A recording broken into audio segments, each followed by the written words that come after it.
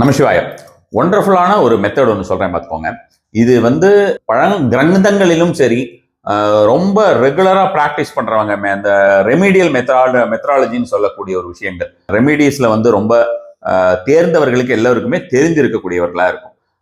அப்படி இல்லாதவர்கள், அந்த பக்கம் போகாதவங்க அப்படின்ற மாதிரியான விஷயங்களுக்கு இதை வந்து வேறு விதமா பேசக்கூடியவங்களா இருக்காங்க. இதை நான் வந்து ஒரு 4-5 பேர் கொடுத்துருக்கேன். 4-5 பேர் கொடுத்ததுல அந்த 5 பேர் கொடுத்துருக்கேன் அப்படின்ற மாதிரி வச்சுக்கோங்களேன். அதுல 4 பேர் வந்து மிகப்பெரிய அளவிலே அவர்களுக்கு விஷயம் வந்தது. ஒரு ஆளுக்கு வந்து வந்துதா இல்லையான்னு தெரியல. காரணம் என்னன்னா, இது செய்யலாமா, அவருக்கு கொஞ்சம் இந்த விஷயம் பத்தி தெரிஞ்சிருந்தது 1-2 இந்த அஸ்ட்ராலஜி ரிலேட்டடா. அதனால இதை செய்யலாமான்னு திருப்பி திருப்பி கேட்டாரு. அவர் செஞ்சிருப்பாருன்ற நம்பிக்கை எனக்கு இல்லை. அதனால அந்த விஷயத்தை விட்டுறலாம். இது என்ன அப்படின்னு பார்த்தோம்னா 8th ஹவுஸ் ஆக்டிவேஷன் டெக்னிக் அப்படின்னு சொல்லுவோம். 8th ஹவுஸ் ஆக்டிவேஷன் டெக்னிக் அப்படின்னா என்னன்னா, நம்மளுடைய ஜாதக பொட்டியை தெரியும் உங்களுக்கு, பொட்டி பொட்டியா போட்டிருக்கோம் உங்களுக்கு 12 கட்டங்கள். ஸோ இப்போ அது மாதிரி இருக்கும்போது நமக்கு 8ஆம் வீடு அப்படின்ற மாதிரியான விஷயமாகட்டும், 6ஆம் வீடு அப்படின்ற மாதிரியான விஷயமாகட்டும், 12ஆம் வீடு அப்படின்ற மாதிரியான விஷயம், மூன்றுமே வந்து துஷ்டஸ்தானங்கள்னு சொல்லுவோம் இல்லையா. இந்த விஷயத்தை வந்து நம்ம தொடக்கூடாது, விட்டு ஓடி போகணுன்றதான் பலருடைய எண்ணமாக இருக்கும். அல்லது பிரீதி செய்ய வேண்டும் அப்படின்ற மாதிரியான விஷயமாக. இப்பொழுது நாம் சொல்றது வந்து பாத்தீங்கன்னா, அந்த 4-5 பேருக்கு கொடுத்தேன் அப்படின்றது எல்லாருமே பர்சனல் கன்சல்டேஷன்ல வந்தவங்க. அந்த 4 பேருக்குமே அதோடைய ஃபுல் மெத்தடாலஜி இப்படிதான் அப்படின்னு சொல்லிட்டு கொடுத்து அவர்களுக்கு வந்து அவர்கள் செய்து பலன் கண்டார்கள். இதுல வந்து என்னன்னா, அந்த 8ஆம் ஸ்தானம் அப்படிங்கிறது திடீர் சரிவு, மரணத்தை குறிக்கக்கூடியது, விபத்தை குறிக்கக்கூடியது, பெரிய ஒரு என்ன சொல்றது, ஒரு நெகட்டிவ் இதை கொடுக்கக்கூடியது அப்படின்ற மாதிரியான விஷயமாலாம் சொல்லுவாங்க. ஆனா அந்த 8ஆம் வீட்டுல இருக்கக்கூடிய ஒரு சில கிரகங்கள் நம்மளை எங்கேயோ தூக்கிட்டு போய் நிறுத்தும் அப்படிங்கிறதுமே வந்து பார்த்தோம்னா சராசரி ஜோதிடர்களுமே ஒத்துக்கொள்வார்கள் வச்சுக்கோங்க. ஸோ இப்போ தந்திர மார்க்கத்திலே நாம் இந்த ஒரு விஷயத்தை பார்க்கும்பொழுது, அந்த 8th ஹவுஸ் ஆக்டிவேஷன் சொல்றது எதுக்காக அப்படின்னு பார்த்தா, சடனா வந்து பணத்தை அள்ளி கொட்டுவது. ஒரு லாட்டரியில திடீர்னு ஒருத்தர் சாதாரணமா இருந்துட்டே இருப்பாருங்க. அவர் வந்து பார்த்தோம்னா சடனா ஒரு 20 கோடி, 30 கோடி, 5 கோடி, 10 கோடி, 2 கோடி, அந்த 2 கோடிக்கெல்லாம் எவ்வளவு சைபர்னே தெரியாது, அந்த மாதிரி இருக்கிறவங்களா இருப்பாங்க. அல்லது திடீர்னு ஏதாவது ஒரு சொத்து அவங்களுக்கு வந்திருக்கும். அந்த சொத்து வந்து அதோடைய மதிப்பு சம்பந்தமே இல்லாத ஒரு மதிப்பாக இருக்கும்னு வச்சுக்கோங்களேன்.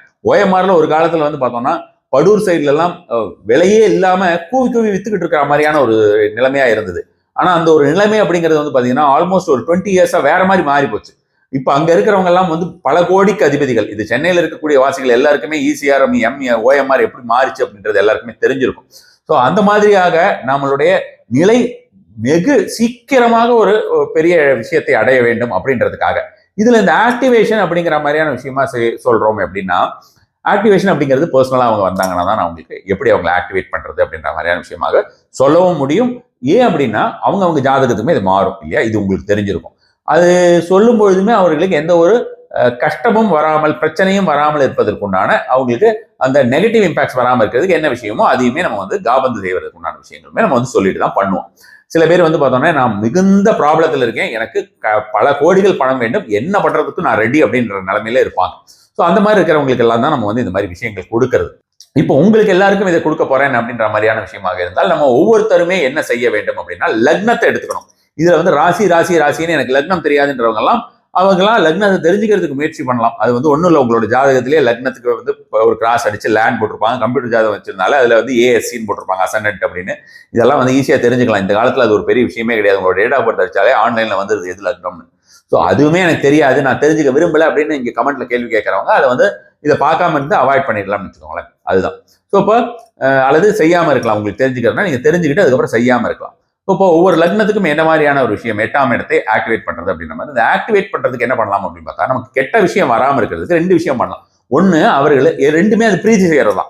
ஒன்று வந்து பார்த்தோம்னா அவங்களுடைய மந்திரங்களை ஜெபிப்பது, இன்னொன்று வந்து பார்த்தோம்னா அவங்களுக்கு உண்டான ஒரு விளக்கேற்றுவது அப்படின்ற மாதிரியான விஷயமாக செய்வது அந்தந்த நாள்லன்னு வச்சுக்கோங்க. உதாரணத்துக்கு வந்து பார்த்தோம்னா இப்போ மேஷ லக்னம்னு எடுத்துக்கோங்க. மேஷ லக்னம் என்ற மாதிரியான விஷயமாக எடுக்கும்போது அவர்களுக்கு செவ்வாய்க்கிழமை 8th ஹவுஸுமே அதுதானே அவங்களுக்கு. ஸோ அப்போ அவங்களுக்கு செவ்வாய்க்கிழமை அப்படின்ற மாதிரியான விஷயமாக அவர்கள் வந்து விளக்கேற்றி வருவது அப்படின்ற மாதிரியான, அதாவது செவ்வாய்க்கிழமை அப்படின்னு பார்த்தோன்னா யாருக்கெல்லாம் ஏற்றலாம், ஆண்களாக இருந்தால் முருகருக்கு ஏற்றலாம், ஆஞ்சநேயருக்கு ஏற்றலாம், நரசிம்மருக்கு ஏற்றலாம்.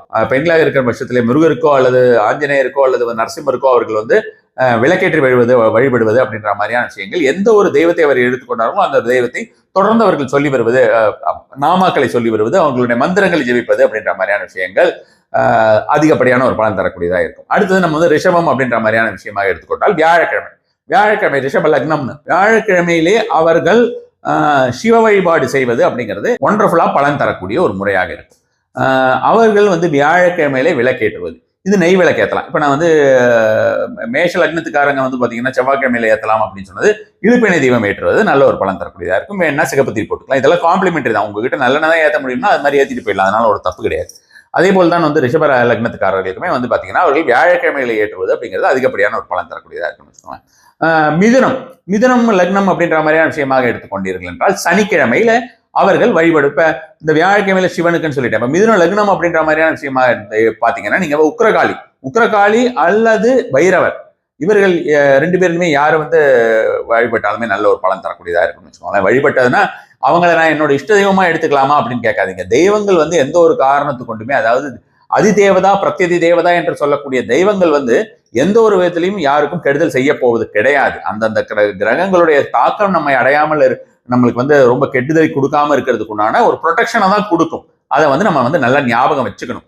அப்போ இந்த மிதுனம் அப்படின்ற மாதிரியான விஷயத்தை பொறுத்த வரைக்கும் சனிக்கிழமைகள் அவர்கள் வந்து வழிபட வேண்டியது இந்த பைரவராகட்டும், ஆண்கள் பெண்கள் எல்லாருமே தான். பைரவராகட்டும் அல்லது வந்து பார்த்தோம்னா நம்ம உக்ரகாளி அம்மா இருக்காங்களே அவங்கள, இதுல வந்து ஆண்கள் உக்ரகாளி, பெண்கள் வந்து பைரவர் எடுத்துக்கலாமானா அப்படி அதுவும் பண்ணலாம். அவர்களுக்கு நல்லெண்ணெய் தீபம் ஏற்றுவது அப்படின்ற மாதிரியான விஷயமாக கருப்பு திரி போடுறது, நீலத்திரி கிடையாது, கருப்பு திரி போட்டு ஏற்றுறது அப்படிங்கிறது நல்ல ஒரு பலன் தரக்கூடியதா இருக்கும் மிதுன லக்னத்தை பொறுத்த வரைக்கும். அடுத்தது கடக லக்னத்துக்கு வந்துருவோம். கடக லக்னமே வந்து பாத்தீங்கன்னா உங்களுக்கு சனிக்கிழமையில ராகு காலத்திலே, சனிக்கிழமை ராகு காலம், சரியா, சனிக்கிழமை ராகு காலம் விளக்கேற்றுவது. இந்த விளக்கெல்லாம் எங்க ஏற்றணும் அப்படின்ற மாதிரியான விஷயமாக நிறைய பேருக்கு தோணும். அந்த விளக்கெல்லாம் ஏற்றுறது நீங்க வந்து அந்தந்த கோயில்களில் ஏற்றினால் அதிகப்படியான ஒரு பலன் தரக்கூடியதா இருக்கும். அல்லது வீட்டில் உட்கார்ந்தீங்கன்னா நீங்க கண்டிப்பான முறையில பல முறை அந்த மந்திரத்தை சொல்லி அவர்களுக்கு பிரீதி செய்ய வேண்டியது அப்படின்றது அவசியம். இந்த சங்கல்பம் முதல்லயே நம்ம வச்சிடணும்.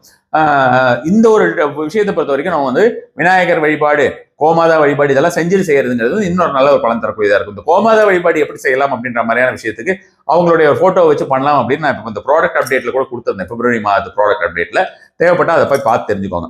இப்போ இந்த ஒரு விஷயத்தை பாருங்க, கடகத்துக்கு வந்து பாத்தீங்கன்னா சனிக்கிழமை ராகு காலத்துல அவங்களுக்கு அதிகப்படியான ஒரு பலன் தரக்கூடியதாக இருக்கும் வழிபடுவது அப்படின்றது. ஜென்ரலா அவங்க வந்து சனிக்கிழமை ராகு காலத்துல அவங்க கவனமாக இருக்க வேண்டும், சரியா, இது ஒரு விஷயம். அதே நேரத்திலே சனிக்கிழமை ராகு காலத்திலே கடக லக்னத்துக்காரர்கள் துர்க்கையையோ அல்லது காளியையோ அவர்கள் வந்து விளக்கேற்றி வழிபட்டு செல்வ வளம் அதிகமாக வருவதற்கு வழிபட்டார்கள் என்றாலும் சரி, அதே போல வந்து பார்த்தோம்னா அவர்களுக்கு அந்த ஒரு மந்திரங்களை சொல்லி வந்தாலுமே, அவர்களுடைய மந்திரங்களை சொல்லி வந்தாலுமே அதிகப்படியான ஒரு பலன் கொடுக்கக்கூடியதாக இருக்கும். இது வந்து கண்டிப்பான முறையிலே நடக்கும். சிம்ம லக்னம் எடுத்துப்போம். இப்ப சிம்ம லக்னம் அப்படின்ற மாதிரியான ஒரு விஷயமாக எடுத்துக்கொள்ளும் போது நாராயண வழிபாடு செய்வது சூப்பரா பலன் தரக்கூடியதா இருக்கும். எப்ப செய்யணும்னா வியாழக்கிழமை தான் செய்யணும்.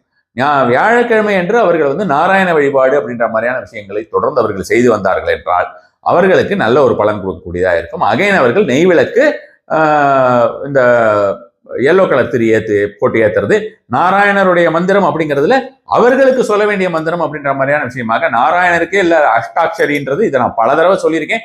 ஓம் நமோ நாராயணாய மந்திரம், ஓம் நமோ நாராயணாய மந்திரம் வியாழக்கிழமை என்று முடிந்தால் வியாழனுடைய ஓரையிலே, குரு ஹோரையில வியாழக்கிழமை அன்னைக்கு நெய் விளக்கு ஏற்றி வைத்து, முடிஞ்சா 3 நெய் விளக்கு ஏற்றி வச்சு எல்லோ திரி போட்டு நாராயணர் சந்நிதியிலையோ அல்லது வந்து பார்த்தோம்னா வீட்லயேவோ இது மாதிரியான ஒரு விஷயமாக அவர்கள் வந்து நான் இந்த ஓம் நமோ நாராயணாய மந்திரம் எவ்வளவு முறை சொல்லி அவர்கள் செல்வ வளம் எனக்கு மிக அதிகமாக வேண்டும் அப்படின்ற மாதிரியான விஷயமாக நினைத்தார்கள் என்றால் கண்டிப்பான முறையில் அது நடக்கும். நெக்ஸ்ட் வந்து இப்ப என்னன்னா நம்ம கன்னிக்கு வந்துட்டோம். கன்னியா லக்னம் அப்படின்ற மாதிரியான விஷயத்தை பொறுத்த வரைக்கும் செவ்வாய்க்கிழமை கன்னியா ராசிக்காரர்கள் என்ன பண்ணலாம் அப்படின்ற மாதிரியான விஷயமா பார்க்கும்போது நரசிம்ம வழிபாடு, ஸ்ட்ரைட்டாவே அவங்க நரசிம்ம வழிபாடு பண்ணலாம். இதுல வந்து எந்த ஒரு மாற்றம்லாம் கிடையாது. அதாவது வந்து ஆஞ்சநேயரை வச்சுக்கலாமா அல்லது வந்து வாராகியை வச்சுக்கலாமா இப்படி எல்லாம் இல்லை. நரசிம்மர் வழிபாடு அப்படின்ற மாதிரியான விஷயத்தை பொறுத்த வரைக்கும் அவர்கள் வந்து செவ்வாய்க்கிழமை அன்று வழிபடுவது இழுப்பெண்ணெய் தீபம் போட்டு சிகப்பு திரி போட்டு நரசிம்மருடைய ருண விமோச்சன ஸ்தோத்திரமோ அல்லது நரசிம்ம பிரபத்தியோ சொல்லி வழிபடுவதுங்கிறது நல்ல ஒரு பலன் தரக்கூடியதா இருக்கும். அடுத்தது துலாத்துக்கு வந்துட்டோம்னா அவங்களுக்கு வெள்ளிக்கிழமை தான். வெள்ளிக்கிழமை என்று அவர்கள் வந்து மகாலட்சுமி வழிபாடு, இந்திர வழிபாடு சூப்பரா பலன் தரும். இந்திர வழிபாடு ஃபர்ஸ்ட் கிளாஸா பலன் தரும். இப்ப அவங்க என்ன பண்ணலாம், வெள்ளிக்கிழமை என்று நெய் விளக்கேற்றலாம். இந்திரனுக்கு நெய் விளக்கேற்றி வழிபடுவது அப்படிங்கிறது நல்ல ஒரு பலன் தரக்கூடியதாக இருக்கும். இந்திரனுடைய மந்திரங்களை சொல்வது நல்ல ஒரு பலன் தரக்கூடியதாக இருக்கும். இது குறிப்பிட்ட காலமும் வந்து பணம் வர வரைக்கும் இது டபுள் விதமா ஒர்க் ஆகும்னு வச்சுக்கோங்களேன். இந்த ஆக்டிவேஷன் டெக்னிக் அப்படின்ற மாதிரியான விஷயம் 8 hours ஆக்டிவேஷன் அப்படின்னு நம்ம வந்து எடுத்துக்க முடியாது. அந்த மாதிரி நான் இப்போ உங்ககிட்ட சொல்லலை. நான் தனியா வந்து அவங்களுக்கு அது மாதிரியான விஷயங்கள் சொன்னேன், அவர்களுக்கு பலன் கிடையாதுன்னு சொன்னது வந்து பாத்தீங்கன்னா உங்களுக்கு எல்லாம் சொல்லியிருக்கிறது வந்து பாத்தீங்கன்னா அவங்களை பிரீதி செய்யக்கூடிய முறையாகவுமே இது இருக்கும். அவங்ககிட்ட நம்ம பணம் கேட்டா பணமும் சடன் மணி அப்படின்ற மாதிரியான விஷயங்கள், ஏகப்பட்ட பணம் அப்படின்ற மாதிரியான விஷயமும் வரும். அட் த சேம் டைம் நமக்கு கெடுதலும் வராது. ஏன்னா நம்ம பிரீதி தான் செய்யறோம். நம்ம வந்து வேற எந்த ஒரு விதத்துலயுமே இந்த 8 ஹவுஸ் ஆக்டிவேட் பண்றோம் அப்படின்ற மாதிரியான விஷயம் இல்லை. இது மணி ஆக்டிவேஷன் டெக்னிக் தான் சொல்லணும். ஆக்சுவலா நான் சொன்னதே கூட தப்புன்னு வச்சுக்கோங்க. 8 ஹவர்ஸ் ஆக்டிவேஷன் டெக்னிக் அப்படின்னு சொன்னது ஈஸியா புரியறதுக்கு, இந்த விஷயம் தெரிந்தவர்கள் புரிந்து கொள்வதற்கான முறையாக அப்படி சொல்லியிருந்தேன். இப்ப நம்ம வந்து துலாத்துல வந்துட்டோம். துலாத்துல நம்ம வந்து இந்திரன் வழிபாடு, மகாலட்சுமி வழிபாடு பார்த்துட்டோம். மகாலட்சுமி வழிபாடு பண்ணீங்கன்னா மகாலட்சுமி அஷ்டகம் சொல்லலாம். லக்னத்துக்காரர்களுக்கு வந்து நாராயண வழிபாடு, மகாவிஷ்ணு பெருமாள் ஏதாவது ஒரு ரூபத்தில் எடுத்துக்கோங்க. அமர்ந்திருக்கக்கூடிய பெருமாளாக இருந்தால் ரொம்ப ரொம்ப நல்லது. அமர்ந்திருக்கக்கூடிய பெருமாள் அல்லது வந்து பார்த்தோம்னா நமக்கு அனந்தபத்மநாப சுவாமி, ஸ்ரீரங்கநாதர் படுத்துக்கிட்டு இருப்பாரு, அவரு கூட நல்ல ஒரு பலன் தரக்கூடியதாக இருக்கும். இவர்களை வழிபடுவது அப்படின்ற மாதிரியான விஷயமாக ஓம் விஷ்ணவே நமக மந்திரம் சொல்லி வழிபடுவது, புதன்கிழமை என்று நெய்விளக்கேற்றி பச்சை திரி போட்டு வழிபடுவது சூப்பரா பலன் தரக்கூடியதாக இருக்கும் லக்னத்துக்காரர்களுக்கு. அடுத்தா நம்ம வந்து தனு லக்னத்துக்கு வரோம். தனு லக்னம் அப்படின்ற மாதிரியான விஷயமாக பார்க்கும் பொழுது அபிராமி வழிபாடு. அபிராமி அப்படின்றவங்க யாரு? நம்மளுடைய சிவனுடைய பார்வதி தேவி இருக்காங்களே, அம்பாள். அம்மன் கிடையாது, அம்பாள். அதே மாதிரி நான் வந்து இதுல இன்னொரு விஷயமும் சொல்றேன் பாருங்க. இந்த கடகராசி அப்படின்ற மாதிரி கடக லக்னத்துக்கு உண்டான 8ஆம் இடத்துக்கு உண்டான பரிகாரமா தான் நம்ம இதை பார்க்கிறோம். கடக லக்னத்துக்கு 8ஆம் இடத்துக்கு உண்டான பரிகாரம் அப்படின்ற மாதிரியான விஷயமா நம்ம வந்து பார்க்கும்பொழுது தனு லக்னத்துக்கு கடக லக்னத்துக்காரர்கள் என்ன வழிபடலாம்னு நான் சொல்லியிருந்தேன். சனிக்கிழமை ராகு கால வழிபாடுன்னு சொல்லியிருந்தேன். அவங்க அம்மனையே வழிபடலாம். அம்மன் வழிபாடே அவங்களுக்கு சூப்பரா பலன் தரக்கூடியதா இருக்குன்னு வச்சுக்கோங்களேன். ஸ்ட்ரெயிட்டாவே அவங்க சனிக்கிழமையில அம்மன் கோயில்களுக்கு எந்த அம்மனா இருந்தாலும் தேர்ந்தெடுக்கலாம். ஆனா தனு லக்னத்துக்காரர்கள் அம்பாளை தான் தேர்ந்தெடுக்க வேண்டும். சோ இதை நீங்கள் கவனத்தில் கொள்ளுங்கள். தனு லக்னத்துக்காரர்கள் அம்பாளை தேர்ந்தெடுத்துக் கொண்டு அம்பாளுக்கு திங்கட்கிழமைகளிலே பாலபிஷேகம் செய்து வந்தீர்கள் என்றாலே போதும். நெய் விளக்கு ஒண்ணு ஏற்றி வச்சா போதும். பாலபிஷேகம் 1 or 2 அதிகபட்சமா ஏற்றி வச்சுட்டு அவங்களுக்கு பாலபிஷேகம் செய்து வந்தாலே போதும். இந்த விஷயங்கள் எல்லாமே நம்மளுடைய வாழ்க்கையில இருக்கக்கூடிய கஷ்டத்தை நீக்கக்கூடியது. சடன் மணின்னு நம்ம வந்து கஷ்டப்படுற காலத்துல அது வந்து நமக்கு ரொம்ப பெரிய அளவுல நமக்கு வந்து வரக்கூடிய ஒரு விதமாகவுமே இந்த ஒரு விதம் இருக்கும்னு வச்சுக்கோங்க. அடுத்ததாக நம்ம வந்து மகரம்னு எடுத்துக்கிட்டோம்னு வச்சுக்கோங்க. என்ன பண்ணணும்? சூரிய வழிபாடு தான். சூரிய வழிபாடு அவங்களுக்கு ஏதாவது பர்டிகுலர் டேல பண்ணணுமா, அல்லது சிவ வழிபாடு பண்ணலாம். சிவ வழிபாடு எப்ப பண்ணலாம்? சிவ வழிபாடு பண்றது அப்படின்ற மாதிரியான விஷயம் வந்து பாத்தீங்கன்னா மகர லக்னத்துக்காரர்கள் அவர்கள் ஞாயிற்றுக்கிழமைகளில் சிவ வழிபாடு தினசரி பண்ணலாம். தினசரி சூரியன் அப்படிங்கிற மாதிரியான ஒரு விஷயமாக இருக்கக்கூடிய காரணத்தினாலே மகர லக்னத்துக்காரர்கள் தினசரி அவர்கள் சூரியனை பார்ப்பதே அவர்களுக்கு ஒண்டர்ஃபுல்லான ஒரு பரிகாரமா இருக்கும்னு வச்சுக்கோங்க. ஜென்ரலா வந்து சோலார் எனர்ஜியே வந்து பாத்தீங்கன்னா உங்களுக்கு பாடியில மகர லக்னத்துக்காரர்கள் சிலருக்கு குறைந்திருந்தது அப்படின்ற மாதிரியா இருந்தா அந்த ஒரு விஷயமே இது சரியாகும். அவங்களுடைய எலும்புகள் வலுவடையும் அப்படின்ற மாதிரியான விஷயமாக டெய்லியே வந்து சூரியனுக்கு ஒரு நெய் விளக்கு ஏற்றி வைக்கிறது, ஆரஞ்சு திரி போட்டு அப்படின்ற மாதிரியான விஷயமாக ஓம் சூர்யாய நமக அப்படின்ற மாதிரியான ஒரு மந்திரத்தை சொல்வது அதிகப்படியான ஒரு பலன் தரக்கூடியதாக இருக்கும். இதெல்லாம் ஃபாஸ்டா ஒர்க் ஆகக்கூடிய ஒரு டெக்னிக்ஸ். அடுத்ததாக நம்ம வந்து கும்பத்துக்கு வந்துடலாம். கும்ப லக்னம் அப்படின்ற மாதிரியான விஷயமாக கும்ப லக்னம் அப்படின்ற மாதிரியான விஷயமாக அவர்கள் யாரை வழிபட வேண்டும் அப்படின்ற மாதிரியான நின்ற நிலையிலே இருக்கக்கூடிய பெருமாள். எந்த ஒரு பெருமாள் ரூபமாக தொடர்ந்து எடுத்துக்கொண்டு வாழ்நாள் முழுவதுமே அவர்கள் வழிபட்டு வரலாம். புதன்கிழமைகளை வழிபட்டு வருவது அதிகப்படியான ஒரு பலன் தரக்கூடியதாக இருக்கும். கும்ப லக்னத்துக்காரர்களுக்கு நெய் விளக்கு ஏற்றுவது அப்படின்ற மாதிரியான விஷயங்கள், கருப்பு திரி போட்டு நெய் விளக்கு ஏற்றுவதுங்கிறது அதிகப்படியான பச்சை திரி கருப்பு திரி ரெண்டுமே போடலாம். ரெண்டுமேனா ஒரே விளக்கு 2 திரியும் போடாதீங்க, ரெண்டும் மாத்தி அதாவது எதர் உங்களுக்கு கருப்பு திரி போடணும்னு நினைச்சா கருப்பு திரி போடலாம், அல்லது பச்சை திரி போடணும்னா பச்சை திரி போடலாம். அது மாதிரி போட்டு வழிபடுவது அப்படிங்கிறது கும்பலக்னத்துக்காரர்களை பொறுத்த வரைக்கும் அதிகப்படியான ஒரு பலன் தரக்கூடியதாக இருக்கும்.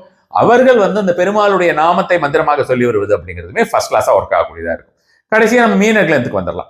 மீன லக்னம் அப்படின்ற மாதிரியான ஒரு விஷயமாக பார்க்கும் பொழுது அகைன் வந்து பார்த்தோம்னா மகாலட்சுமி வழிபாடு அல்லது இந்திர வழிபாடு அப்படின்ற மாதிரி சொல்லலாம். மகாலட்சுமி வழிபாடு செய்யறதுமே நல்ல ஒரு பலன் தரக்கூடியதா இருக்கும். வெள்ளிக்கிழமைகளிலே அல்லது இந்திர வழிபாடு வெள்ளிக்கிழமைகளில் செய்வது. இந்திரன் அருளிய அந்த மகாலட்சுமியை துதித்து பாடிய அந்த மகாலட்சுமி அஷ்டகம் அப்படின்றது 3 வேளையுமே சொல்றது. அட்லீஸ்ட் வெள்ளிக்கிழமையாவது நெய் விளக்கு ஏற்றி வைக்கிறது, கல்கண்டு கொஞ்சம் வந்து அவங்களுக்கு நம்ம வந்து நிவேதனமா வைக்கிறது, இதெல்லாமே வந்து மீன லக்னத்துக்காரர்களை பொறுத்த வரைக்கும் ஃபர்ஸ்ட் கிளாஸா ஒர்க் ஆகக்கூடிய சடன் மணி டெக்னிக் அப்படின்ற மாதிரியான விஷயமாக எடுத்துக்கொள்ளலாம். இது வந்து எல்லாருக்குமே இருக்கக்கூடிய ஒரு விஷயத்தை பொறுத்த வரைக்கும் இந்த லக்னத்துக்காரர்கள் எல்லாருக்குமே என்னன்னா கொஞ்சம் நஞ்ச பணம்லாம் வராது, அபரிமிதமாக கொட்டும் அப்படிங்கிற மாதிரியான ஒரு விஷயமாக இந்த ஒரு விஷயத்தை சொல்லலாம். நம்ம 8 ஹவுஸ் ஆக்டிவேட் பண்ணி விட்டுறோமா அப்படி இப்படின்லாம் இதை பயந்துக்க வேண்டாம். பியூர்லி இது வந்து பார்த்தோம்னா மணி ரிலேட்டட் அண்ட் கடவுள் டைட்டி ரிலேட்டட். அதனால இதை பிரீதி செய்யும் முறையாகவுமே நம்ம எடுத்துக்கொள்ளலாம். நமக்கு எதுவும் கெட்ட விஷயங்கள் திடீர் சரிவு அப்படின்ற மாதிரியான வாழ்க்கையில வராமல் இருப்பதற்குமே இந்த விஷயங்கள் எல்லாம் நம்ம யூஸ் பண்ணிக்கிறது ஃபர்ஸ்ட் கிளாஸா ஒர்க் ஆகக்கூடிய முறையாக இருக்கு. நம சிவாய.